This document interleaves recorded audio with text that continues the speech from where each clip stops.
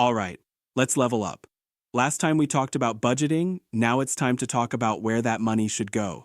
Because carrying cash in your pocket, that's old school, but jumping into digital money without knowing how it works, that's risky too. So let's break down how to set up and use a bank account in Canada. So, let's start with, what is a bank account? A bank account is where your money lives. It's safer than your sock drawer. It's protected, tracked, and helps you build healthy habits. There are two main types you'll use most.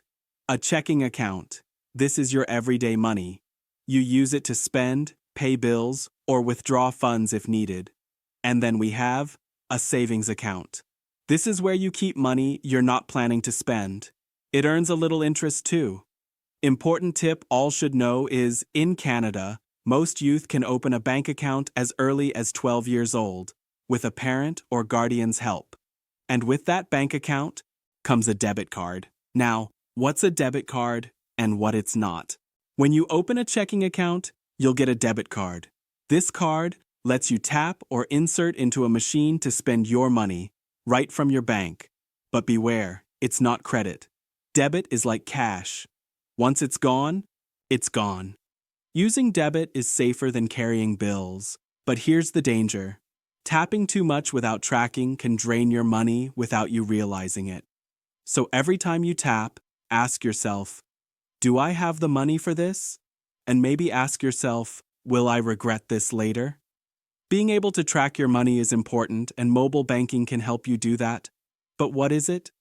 Well, mobile banking is power in your pocket. Now let's talk about the tool you probably use more than anything, your phone.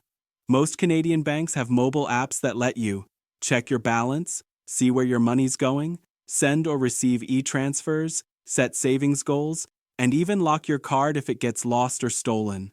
A good practice is to check your balance before you spend, not after. And never ignore those small $2.50 charges. Those are fees for using the wrong machine or going below balance. You want to be aware and avoid bank traps. What are banking traps? Well, they are little way you can end up paying extra fees if you are not paying attention to your money. Let's get real for a second. Banks are businesses. They make money off of your mistakes. Here's how they trap you. NSF fees, non-sufficient funds. You try to spend money you don't have? Boom, $45 gone. ATM fees. You use a machine that's not your bank? That's $4 extra just to get your own money. Monthly fees. Some accounts charge a fee just for existing, unless you're a student or under 18. Good news? Most major Canadian banks have free student or youth accounts, but you gotta ask and read the fine print.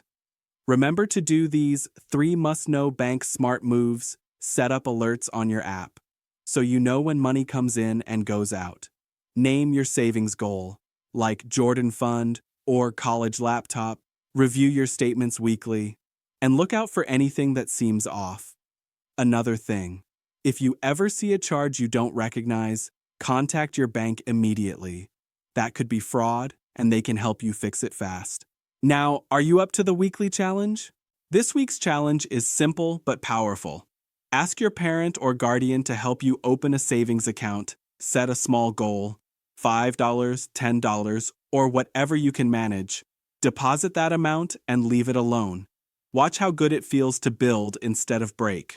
You don't need thousands, you need habits. And this one's a habit that builds your future. Managing a bank account isn't about being grown. It's about being wise. Your money deserves protection, and so do your dreams. So next time someone says, I'm broke, ask yourself, am I budgeting, saving, tracking, or just spending blindly? Because real financial freedom starts with ownership, and that begins with your first account.